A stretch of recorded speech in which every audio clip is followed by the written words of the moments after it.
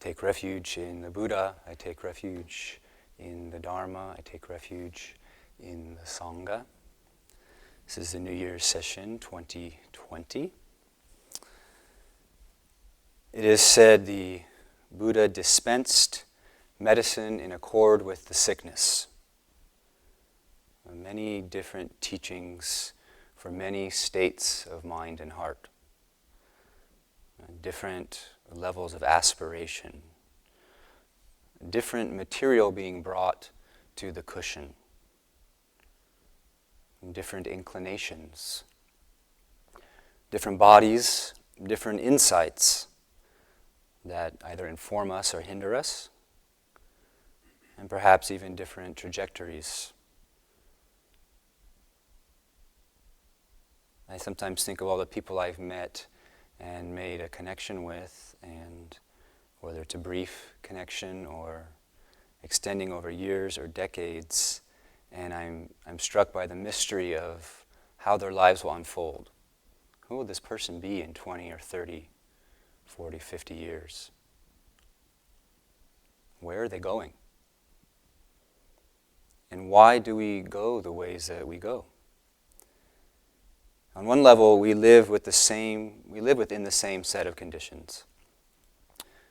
We're in this contemporary moment together where there's so much possibility and also peril. And there's human rights, for example, are flourishing like they never have before. And at the same time, mass acres of forests are on fire. So we're living within these same set of conditions. We each have our own little microcosm within that larger field, and within these conditions our path unfolds. And each of us, we embody the human dance of birth and death. And we each are responding or reacting to it from a singular perspective. It's kind of the same stuff, right? The same dance of human life. But the interaction, what we bring to it and how we respond to what it brings is unique for each person. So all of us playing out our desire dance. Both interacting in that and at the same time totally alone. And we do this dance, and there is the proposition that we play out our desire dance as sick people, as afflicted people. And if you don't think of yourself or others as sick or afflicted, troubled, at least marked for death, perplexed, thirsty, seeking. And what are we sick with? What are we afflicted with? What are we thirsty for? What are we seeking?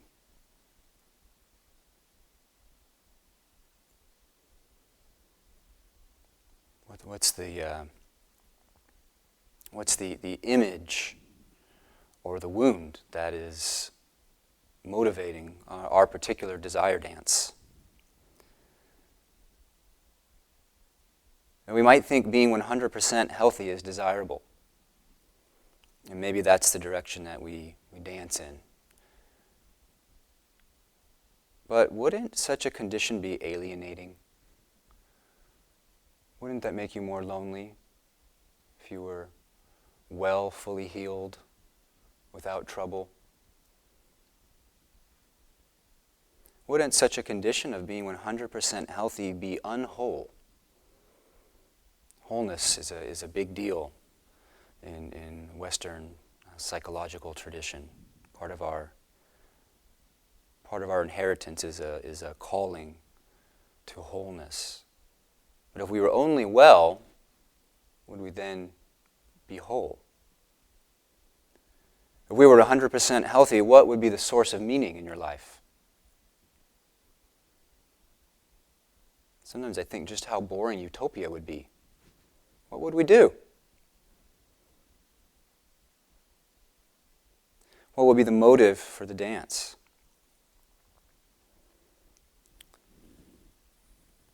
Vimalakirti, the layman of Mahayana legend, was sick. He was sick and lying on a couch, and the Buddha knew about that and tried to get a bodhisattva to go visit layman Vimalakirti, but not many of them wanted to, because Vimalakirti is kind of a badass in the Dharma, and that's part of the in-joke of this sutra, is that it challenged the notion that somehow monastics were the only people who could be enlightened or awake. And here's this layman who was so clear in his understanding that he frightened the bodhisattva Manjushri. But he was sick, and so Manjushri finally went to see Vimalakirti. And he arrived, and he said to him, "Layman, this illness of yours, can you endure it? Is the treatment perhaps not making it worse rather than better? The world-honored one countless times has made solicitous inquiries concerning you. Layman, what is the cause of this illness? Has it been with you long? And how can it be cured?" He didn't show up there and say, "Hey, everything's empty, why don't you get back to work?" No, he responded to a sick person. But he knows there's more to the story than meets the eye. Vimalakirti replied, "This illness of mine is born of ignorance and feelings of attachment. Because all living beings are sick, therefore I am sick. Because all living beings are sick, therefore I am sick. If all living beings are relieved of sickness, then my sickness will be mended. Why? Because the bodhisattva, for the sake of living beings, enters the realm of birth and death." And realm of birth and death, we sometimes call that samsara. The bodhisattva, for the sake of living beings, enters the realm of birth and death, and because she is in the realm of birth and death, she suffers illness. If living beings can gain release from illness, then the bodhisattva will no longer be ill. It is like the case of a rich man who has only one child. If the child falls ill, then the father and mother too will be ill. But if the child's illness is cured, the father and mother too will be cured. The bodhisattva is like this, for he loves living beings as though they were his children. If living beings are sick, the bodhisattva will be sick. But if living beings are cured, the bodhisattva too will be cured. You ask what cause this illness arises from. The illness of the bodhisattva arises from her great compassion. Manjushri said, "This illness of yours, layman, what form does it take?" "My illness has no form," replied Vimalakirti. "It cannot be seen." Now, as I'm always saying, when you hear teachings like these, the most important thing is to turn it back upon your own life and your own experience. If it's an abstracted thing remote from your nitty-gritty existing, it's not helpful. But this is not about something abstract. My illness has no form. It cannot be seen. What happens when you look directly at your anxiety, or your existential angst, or your self-consciousness? What happens when you look, when you really attend directly to the part of you that's dissatisfied? Vimalakirti's conclusion is it cannot be seen. It has no form. So Manjushri said, "Is this illness seated in the body or in the mind?" "It is not seated in the body, for it is apart from bodily form," replied Vimalakirti.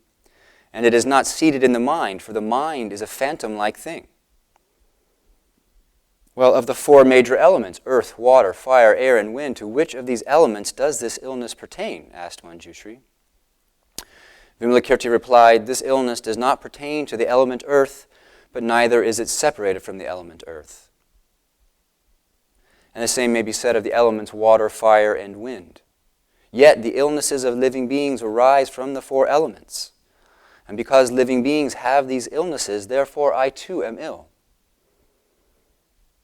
So one of the ways that the body is viewed by Buddhist practitioners is it's just the combination, the interaction of the five elements, or the four elements: earth, air, water, fire. And those of you who know something about Chinese medicine or Ayurvedic medicine know that they really think elementally, that sickness arises from imbalance in the elements. The thing about experiencing the body elementally in Dharma is it takes the idea of the body being a thing or having a self away. So right now you have sensations of heat and pressure, movement. That's the body. That's the five elements, the four elements. Vimalakirti replied, "Yet the illnesses of living beings arise from the four elements. And because living beings have these illnesses, therefore I too am ill." Then Manjushri asked Vimalakirti, "How should a bodhisattva go about comforting and instructing another bodhisattva who is ill?" So if you are a deep practitioner and you encounter another deep practitioner, you're going to be a straight shooter, right? You're not going to try to buffer the truth of suffering. You're not going to just wish someone healing, but a good Dharma friend wishes that we learn from our sicknesses, that we look into it, that we see it as an opportunity for awakening. Vimalakirti replied, "Tell him about the impermanence of the body, but do not tell him to despise or turn away from the body. Tell him about the sufferings of the body, but do not tell him to strive for nirvana. Tell him that the body is without ego, but urge him to teach and guide living beings." That is, remind each other that selflessness, no abiding self, is the core of the Buddha's teaching, and yet that doesn't mean we say, well, there's no self, I'm not going to help anybody. Tell him of the emptiness of the body, but do not tell him of its final extinction. Tell him to repent of former offenses, but do not tell him to consign them to the past. So one line of thinking is that whatever arises now is a real result of past causes. And so our sicknesses, from this point of view, are a result of things that we have been involved in the past. And maybe we can trace that causality and maybe we can't, but it's intimate to us. And because it's intimate to us, Manjushri says, do not tell him to consign it to the past. The cause and the effect are somehow completely entangled, present. Tell him to use his own illness as a means of sympathizing with the illness of others, for he should understand their sufferings throughout the countless kalpas of their past existence, and should think how he can bring benefit to all living beings. So we let our struggles, our sickness, open our mind into a universal perspective. It's personal and it's not personal.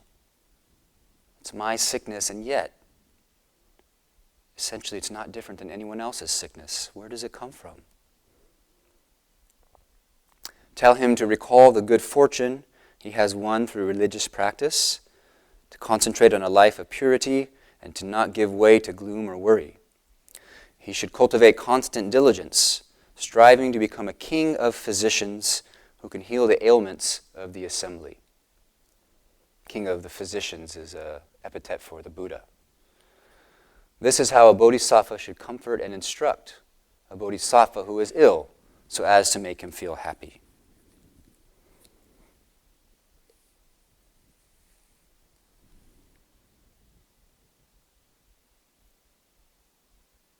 So we encounter our particular manifestation of sickness. of affliction, of perplexity, of thirst. We're kind of skillfully stripped down to the essentials of our existence. Just eating, sleeping, walking, sitting, listening. And so this allows for a very intimate encounter with ourselves. Not flinching from the texturing of body-mind.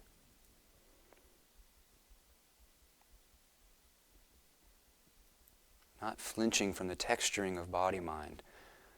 I consider that the first stage when I begin a retreat, or even when I begin a sit, is the not flinching from what this is. What are the conditions, to know them directly, and to relax the sense of escape.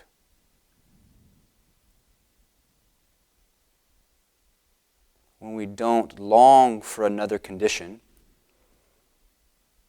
so when the desire to not experience what you are experiencing is absent, is that condition still restrictive? Is it still afflictive?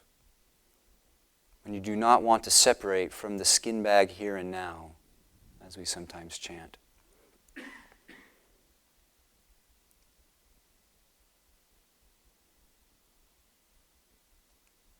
So the foundational thing is welcome, the spirit of welcome. And intensive zazen can be a widening of the welcome. In a sense, you either get bigger or you suffer. And there's some drive, I think, in all of us to not suffer. And so the work happens. And the capacity to experience, the spectrum of experience gets bigger. It widens.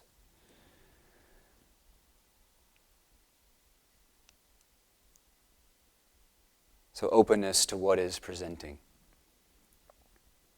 I think I emphasize this because it took me a long time to not think I needed some equilibrium or some particular condition of my body-mind to actually meditate.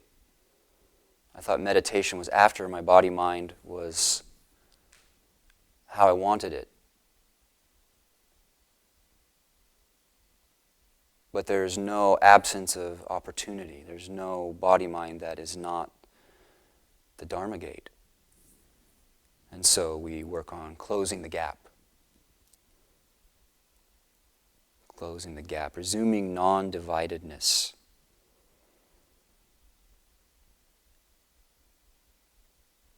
What is the gap? What creates it? What creates it for you? Could be a part of myself that's afraid of physical pain.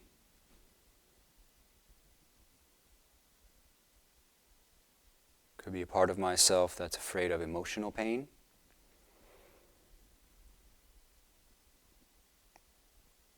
Frightened by the direct encounter of a mood, or a direct immersion in a heartbreak, or a backache.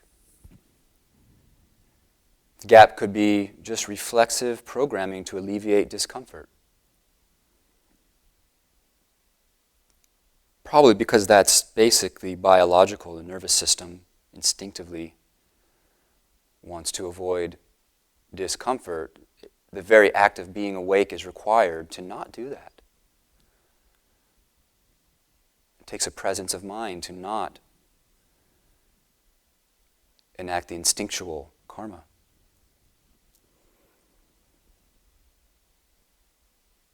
Could be the apparent momentum of free-roaming, wandering mind. The gap is simply that we got a lot going on in our thinking, and it's enchanting. And so in a way we become a mind head on top of the body, vaguely occupied.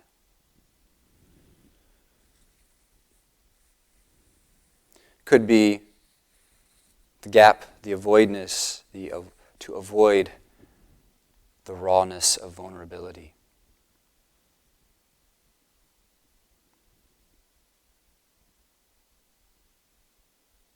Could be ideas we incorporated about what meditation is supposed to be, what correct practice should feel or look like. And we incorporated them. They're not just, they've gone from, they've really been taken in and fully assimilated. They're not so easy to expose. But we have this gap between the actual and the ideal. And how do we expose the ideal? And the gap could simply be what we're working with as we initiate the healing of relaxing into our own skin.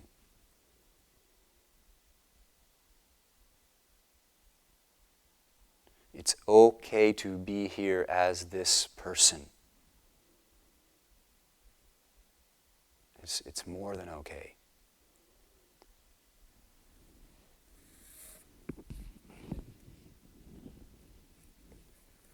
David White on vulnerability. Vulnerability is not a weakness, a passing indisposition, or something we can arrange to do without. Vulnerability is not a choice.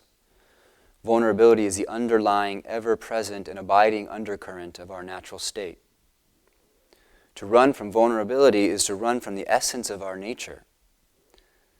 The attempt to be invulnerable is the vain attempt to become something we are not, and most especially to close off our understanding of the grief of others. More seriously, in refusing our vulnerability, we refuse the help needed at every turn of our existence and immobilize the essential, tidal, and conversational foundations of our identity. So this beautiful phrase, a conversational, that David White uses, similar to interconnection, interbeing. To have a temporary, isolated sense of power over all events and circumstances is a lovely, illusionary privilege, and perhaps the prime and most beautiful constructed conceit of being human, and especially of being youthfully human. But it is a privilege that must be surrendered with that same youth, with ill health, with accident, with the loss of loved ones who do not share our untouchable powers. Powers eventually and most emphatically given up as we approach our last breath. The only choice we have as we mature is how we inhabit our vulnerability, how we become larger and more courageous and more compassionate through our intimacy with disappearance. Our choice is to inhabit vulnerability as generous citizens of loss.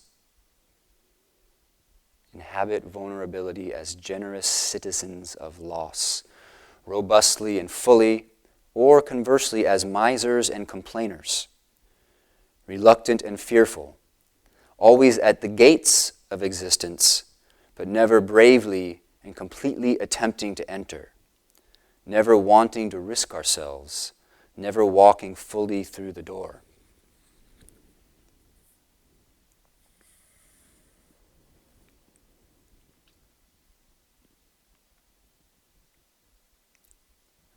So the orientation of welcome and the closing of the gap between ourselves and ourselves.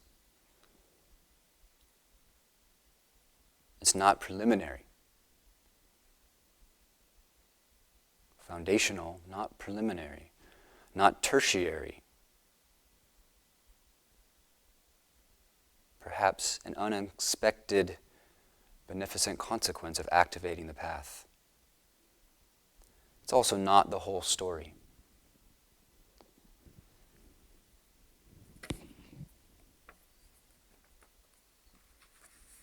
Dogen Zenji has a text on Zazen called Zazen-shin.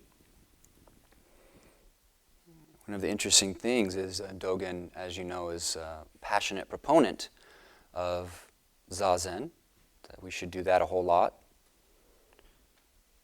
And even though he felt that way, apparently, he wrote very few things about the practice itself. Maybe only 3 or 4 actual essays directly related to how to practice Zazen. Of course, that's the context of all of his teaching, the state of mind. Zazen-shin, so Zazen is sitting Zen. And shin means, has different meanings. In this case, it means point. A sharp point. And the translators say that the way Dogen was playing with language here is that this point is like an acupuncture needle. There's some relation to the character for an acupuncture needle in this shin. So right away we have the medicine of Zazen. But we also have exact. We have sharp. We have upright. Right in the title. So what I'm going to comment on is in the end, towards the end of this chapter. And we chanted earlier the Guidepost for Silent Illumination by Master Hongzhi. And Dogen Zenji was very fond of Hongzhi. He would mention this teacher frequently, and his teacher would praise this teacher. And they tended to criticize a whole lot of teachers. And so it says a lot, the esteem. So this was a text on the practice of Zazen that Dogen felt of many, many texts on how to practice meditation in China. This one really hit the mark. You could think of it like if you were to go on Amazon right now and try to find a book on meditation, and you didn't really know like what gave it authority. Well, perhaps the quality would widely vary. So this, in a way, is what Dogen is doing. He's trying to kind of sort out what is high quality. He says, the point of Zazen, written by Zheng Jue, Zen Master Hongzhi of the Tiantong Jingde Monastery, Mount Taibo, Qingyang Prefecture, China, alone is a work of a Buddha ancestor. It is a true point of Zazen with penetrating words. It is the only light that illuminates the inside and outside of the phenomenal world. It is Buddha ancestor among Buddha ancestors of past and present. Earlier Buddhas and later Buddhas have been led to Zazen by this teaching. Present Buddhas and past Buddhas are actualized by this point of Zazen.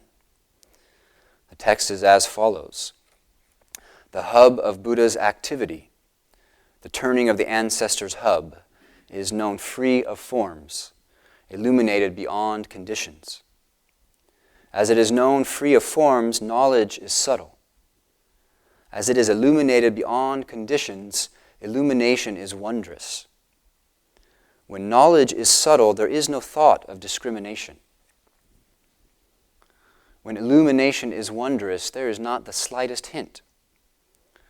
When there is no thought of discrimination, knowledge is extraordinary with no comparison. Where there is not the slightest hint, illumination has nothing to grasp. Water is clear to the bottom, where the fish swims without moving. The sky is vast and boundless, where the bird flies and disappears. He says, the point here presented is the manifestation of great function, the awesome presence beyond sound and form, bamboo knots and wood grains before the parents were born. It is joyously not slandering Buddha ancestors. That is, it's doing service to the depth of their insight. It's not avoiding the death of body and mind. That is, it's not just some intellectual food, but it is a good poison for delusion. In this next line, I just do not get the metaphor. It is as extraordinary as having a head that is 3 feet tall and a neck that is 2 inches short. Maybe such people existed in China at the time, I don't know. He said, the hub of Buddha's activity. Now, Dogen commented on Hongzhi's poem, and I roused the chutzpah to say something about Dogen's commentary on Hongzhi's poem. The hub of Buddha's activity. Dogen says, Buddhas do not fail to make Buddhas the hub. This hub is manifested. That is Zazen. So you could rephrase that as awakening does not fail to make awakening the hub or the core. Awakening does not fail to make awakening the hub. This hub is manifested. That is Zazen. So our Zazen, our functioning, need not be based or springing from our confusion or from our reactivity. There's a way in which we can meditate from the murkiness of our mind or from our confusion. And there's a way in which we can let our effort flow from the place of completeness. Let our effort flow from intimacy.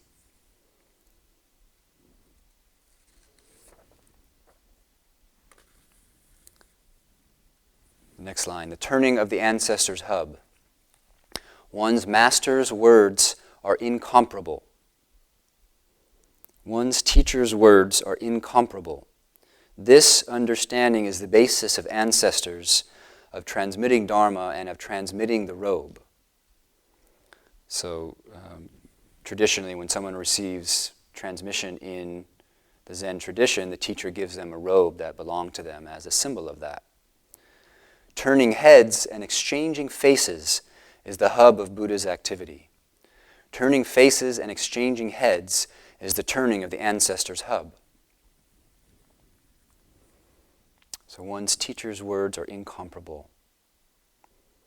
So in the Soto lineage, the lifeblood of that lineage is teacher-to-student relational entanglement. Sometimes called warm hand to warm hand. And as you know, if you read Dogen even a little bit, he's often saying Zazen transmitted from person to person. And what is he emphasizing there? He's emphasizing that the transmission of the Dharma is relational. It's lived experience being shared with lived experience and the resonance of that.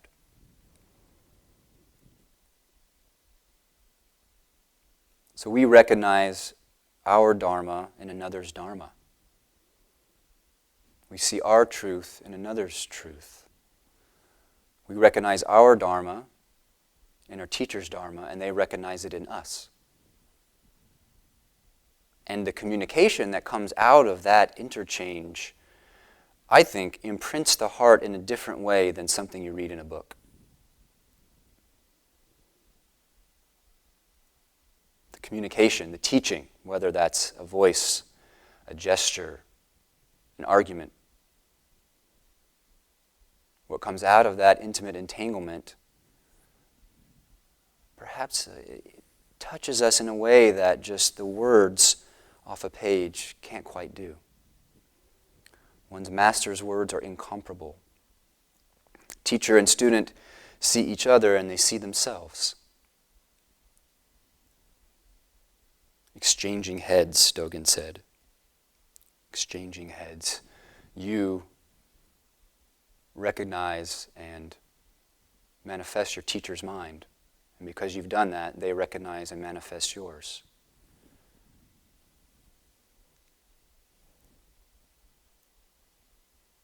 The hub of Buddha's activity, the turning of the ancestor's hub, is known free of forms. Is known free of forms. And Dogen Zenji says, this knowing is not, of course, conscious knowing. Conscious knowing is small. What's small about conscious knowing? Conscious knowing created New York City, created biomedical engineering, created all the great works of art. What's small about conscious knowing?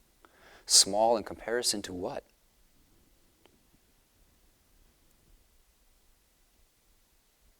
He says, this knowing is not comprehension. It could be another word for that. This knowing is not understanding. Understanding is created. That means you didn't have it, you generated it through some effort, necessarily you will lose it. Comprehension is created. Thus, this knowing is free from forms. Being free of forms is this knowing. Don't regard it as all-inclusive awareness. Don't limit it to self-knowledge. Being free of forms is, and this is a famous phrase, when brightness comes, meet it with brightness. When darkness comes, meet it with darkness. So brightness is the world of distinctions. Everything is illuminated, so we clearly know this from that. And darkness is when discrimination relaxes and we recognize the common essence. When darkness comes, meet it with darkness. And another quote here he put in, sit through the skin you were born with. Sit through the skin you were born with. Being free of forms is this knowing.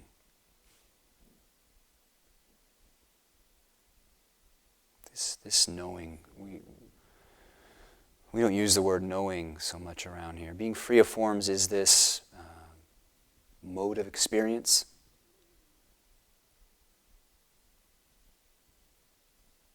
Being free of forms. Now, you can hear that and think, okay,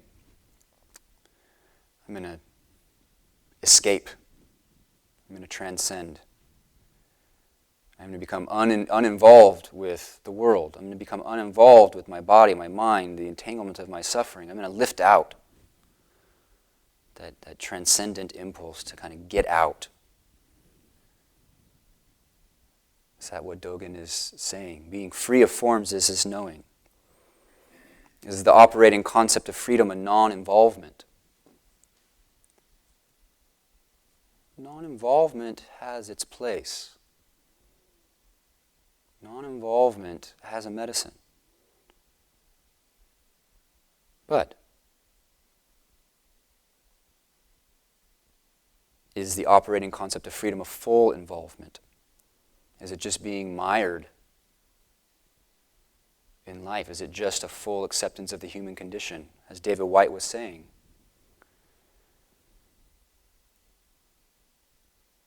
I mentioned last night one of the 3 terrible oaths. My favorite being, whatever happens, may it happen.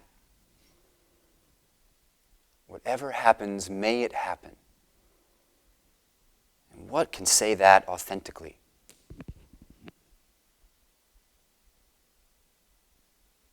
From where do those words arise? Whatever happens, may it happen. Jogen continues. So the hub of Buddha's activity, the turning of the ancestors' hub, is known free of forms, illuminated beyond conditions. Illuminated beyond conditions. He says, this illumination is not illuminating everything or illuminating with brilliance. Being beyond conditions is this illumination. Illumination does not change into conditions, as conditions are already illumination. Illumination does not change into conditions. Conditions are already illumination. Beyond means the entire world is not hidden. A broken world does not appear. It is subtle and wondrous. It is interchangeable and beyond interchangeable.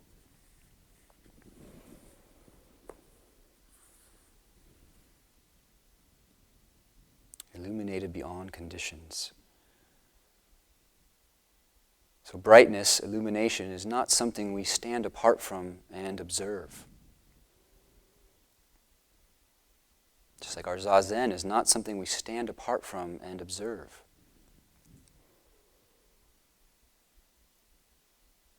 How do we relax into that kind of intimacy? Conditions are already illumination. Conditions are already illumination. What's another way to say that? This is already the manifestation of awakeness, of freedom.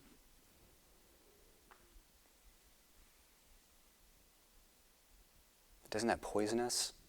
As soon as we say that, doesn't it actually put a buffer between us and genuine investigation?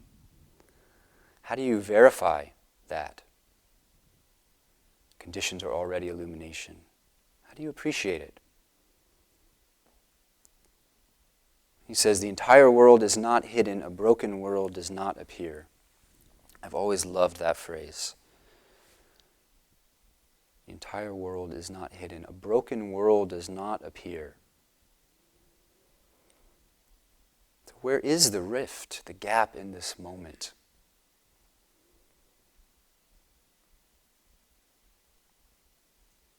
It's never philosophical, the invitations of Dogen. He's always talking about right here, right now. A broken world does not appear. Find the seams in experience. Find the moment when the rain sound meets the ear, contacts the ear.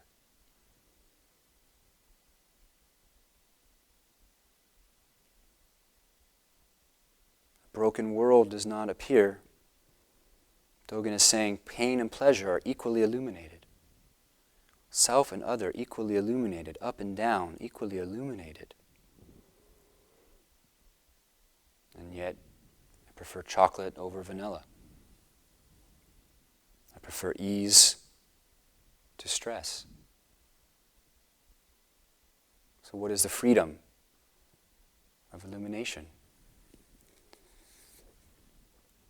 He continues, illuminated beyond conditions. When knowledge is subtle, there is no thought of discrimination. When knowledge is subtle, there is no thought of discrimination. Dogen says, thought as knowledge does not depend on other power. So this paragraph is packed with juicy, potent pointing out. Thought as knowledge does not depend on other power. Knowledge is a shape, and a shape is mountains and rivers. Knowledge is a shape. A shape is mountains and rivers. But it's not just mountains and rivers. Mountains and rivers includes everything. The mountains and rivers are subtle. The subtle is wondrous. When you utilize it, it is lively. When you create a dragon, it is not limited inside or outside of the dragon gate. So in Chinese and then in Japanese cosmology, a dragon is a creature of great freedom, a creature that can go anywhere without hindrance. He says, to utilize a bit of this knowledge is to know by bringing forth mountains and rivers of the entire world using all your force.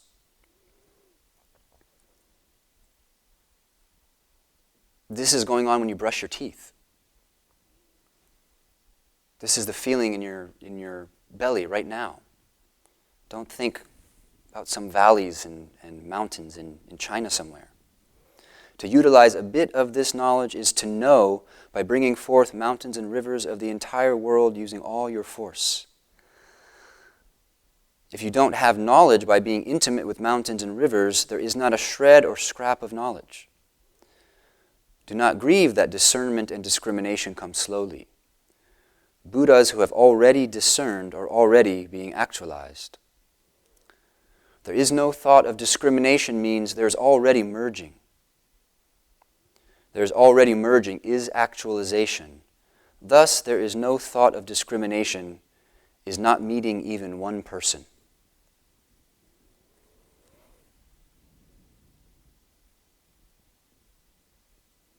When there is no thought of discrimination, knowledge is subtle.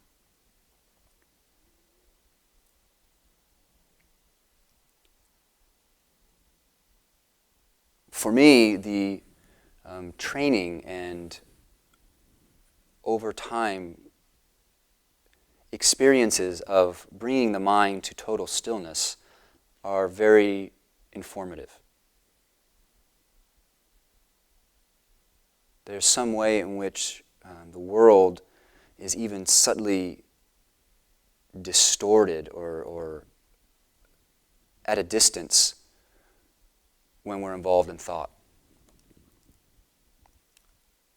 But this is not about fixating in no thought.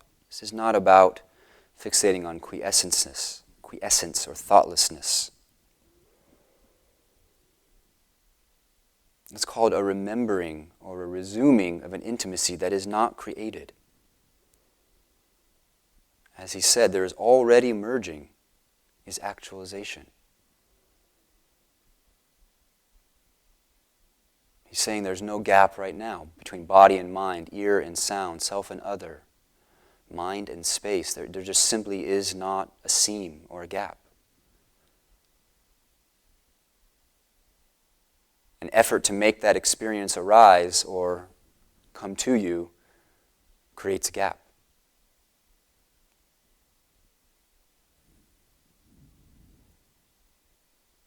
It seems to require a detachment from discrimination. Detachment from discrimination, not necessarily a quashing of it. I believe it's called the parietal frontal cortex. They do show that in meditation and in some psychedelic states, this part of the brain that's associated with discrimination, the activity of it greatly reduces.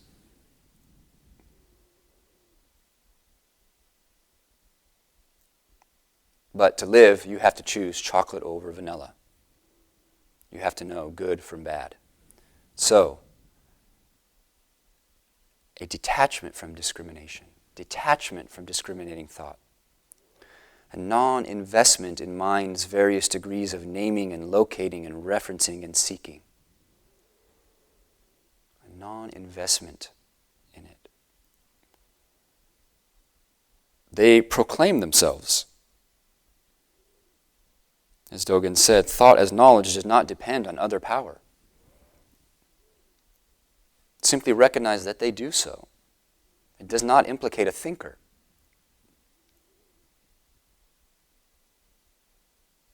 The arising of thought and the experiencing of thought are simultaneous. They're one. There's no abiding thinker beneath them. Thought as knowledge does not depend on other power. This is exactly why we can resume this freedom of non-discrimination, or detaching from discrimination. We are not actually attached to it. It is not ours anyway. And yet we experience thought rising, falling. Jogen said, when you utilize this, it is lively. How much energy is freed up when we can move through the day? Or perhaps you can remember a time when your mind was just not all entangled in judgments of good and bad and self-consciousness, and how much energy was there, and how the deep permission to be in your own skin and to fully exist. So the burdensome, the so often irrelevant analytics are just not capturing our attention. And everything goes smoother. And a deeper or more intimate place of response becomes available. How different relationships are when the other is not merely other.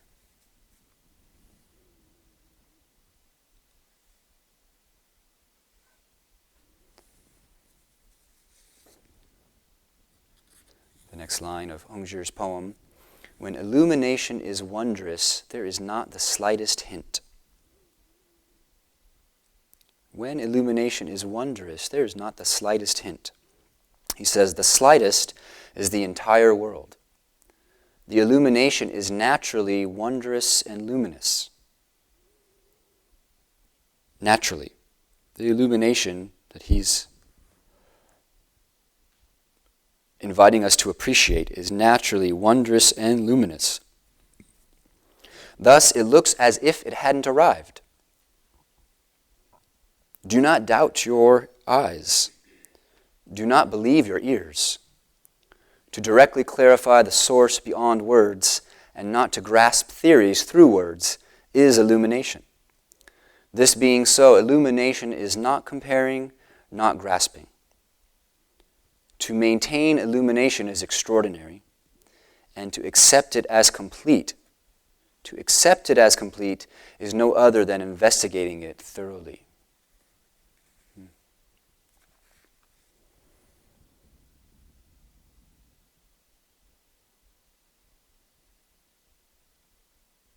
When illumination is wondrous, there is not the slightest hint.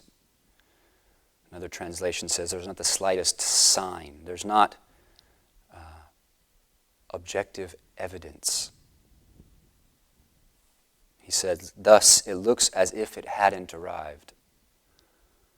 We hear the same point being brought up in the Genjo Koan. A fish swims in the ocean. There's no end to the water, no matter how far it swims.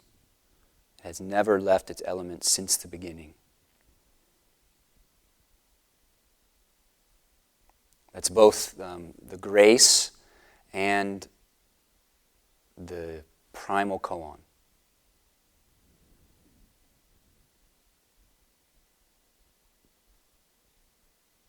If you've always been in a liberated condition, if you've always been the Buddha nature, then how would you recognize it?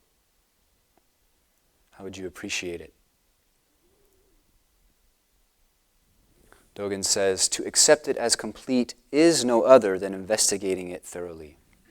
One of the things I really appreciate about Dogen Zenji is, first of all, I acknowledge that it's hard to hear Dogen Zenji in this kind of setting, because I find I need to read and reread and interact with the text, because he invites an investigation. And in fact, he's often saying that, investigate this thoroughly. Look into this with your skin, flesh, bones, marrow. He was someone who encouraged great curiosity.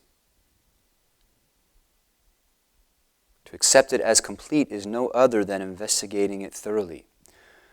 Putting the teachings to the test is how faith goes from the head to the gut. And we, in our own travails and sleepless nights, can testify to how much the teachings have gone from the head to the gut.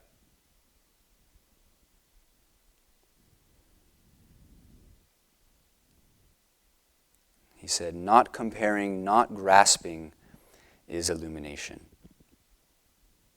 This being so, illumination is not comparing, not grasping. Flip that around as a direct practice instruction. So I'm encouraging us to be really clear on what our method of practice is. Do not be mistaken. As I said, the mind can be vague, but method is not vague.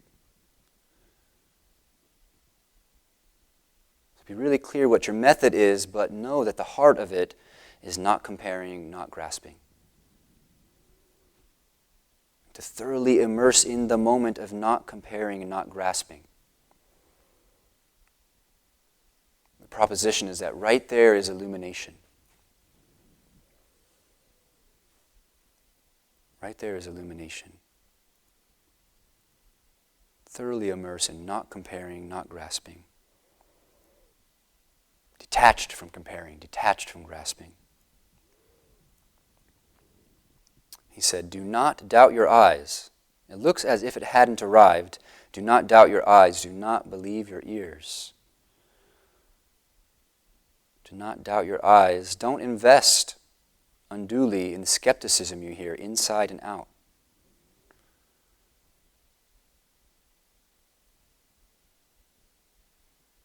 Illumination won't be proved or disproved by intellectual mastication.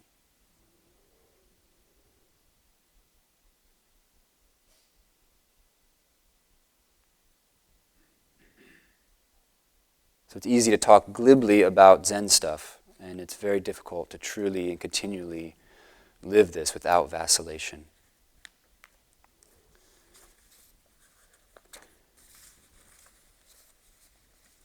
Hongzhi continues, water is clear to the bottom where the fish swims without moving. And Dogen says, water hanging in the sky does not get to the bottom. What does that refer to?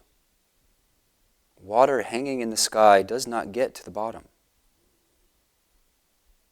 Furthermore, water that fills a vessel is not as clear as the water mentioned here.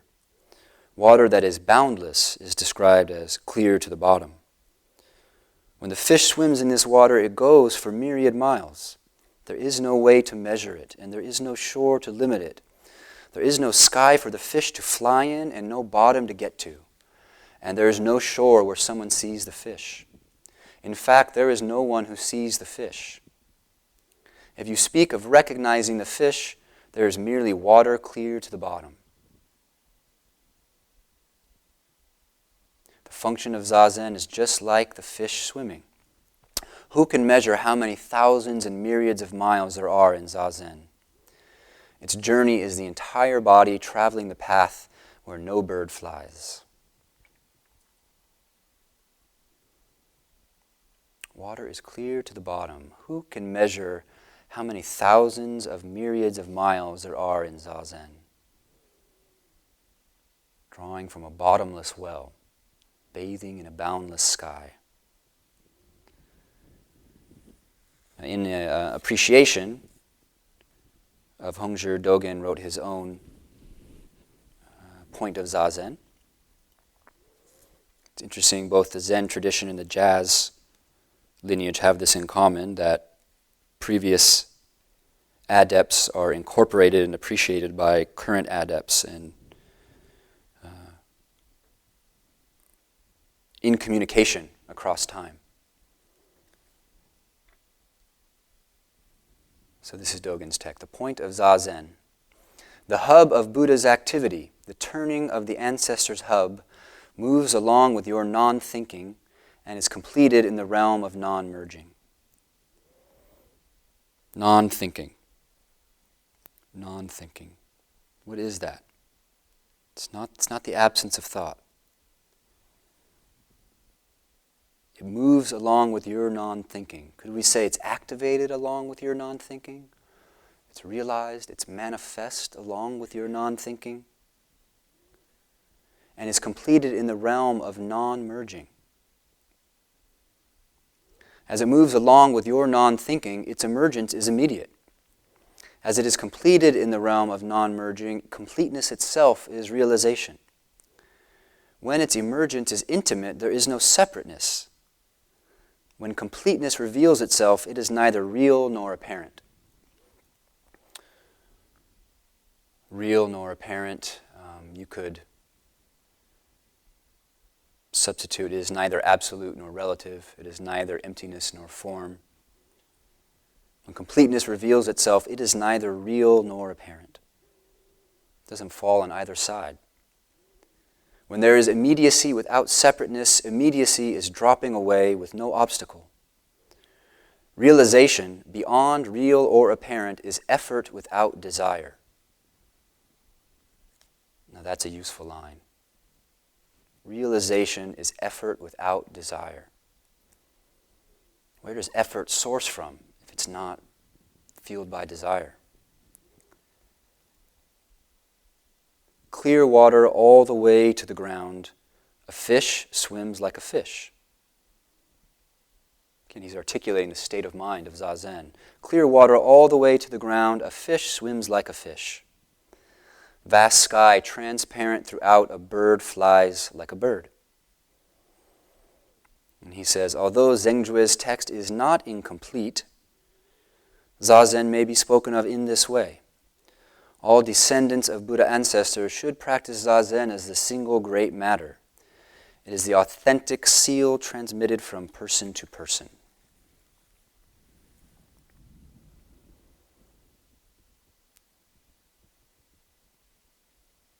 So we have this brief but precious